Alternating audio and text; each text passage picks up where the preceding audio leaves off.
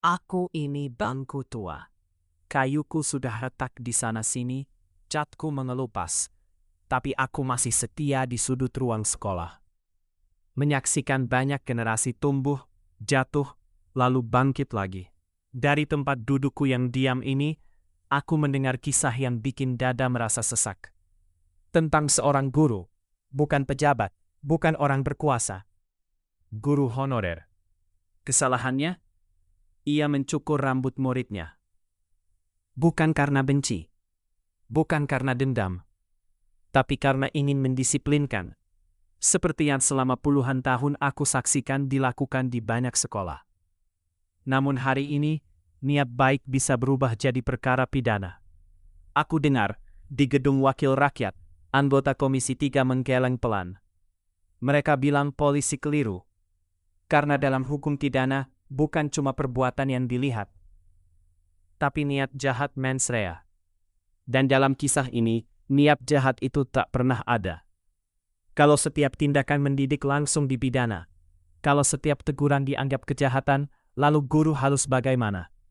Diam saja? Membiarkan disiplin runtuh demi aman secara hukum? Aku ini bangku tua. Aku tahu betul bedanya kekerasan dan ketegasan.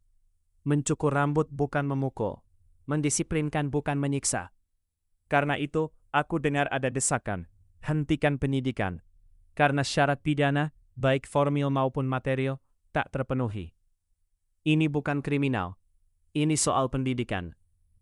Bahkan kata mereka, kasus ini sudah ditawari restoratif justice. Duduk bersama, berdamai, selesai dengan cara manusiawi. Tapi tawaran itu ditolak. Dan disitulah aku, bangku tua mulai curiga. Bukan pada guru, bukan pada murid, tapi pada relasi kuasa. Aku dengar bisik-bisik. Orang tua murid disebut-sebut punya kedekatan dengan aparat.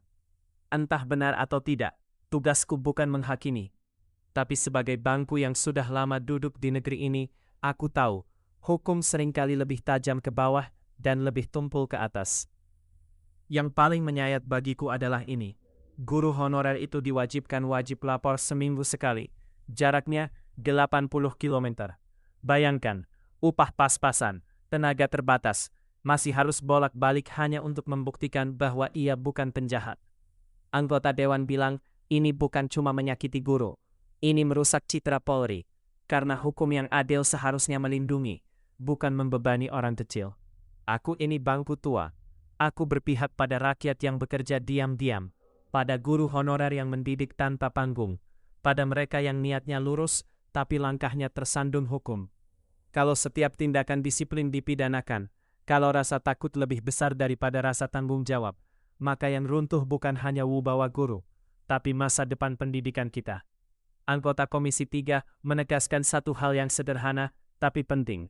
Selama masih dalam batas wajar, tindakan mendidik tak boleh dipenjara, kecuali jika ada kekerasan nyata, pemukulan, penyiksaan, penganiayaan, dan mencukur rambut bukan itu. Aku ini bangku tua, aku tak punya kuasa, tapi aku punya ingatan. Negeri ini berdiri bukan karena orang paling kuat, tapi karena orang-orang kecil yang tetap menjalankan tugasnya meski sering tak dilindungi.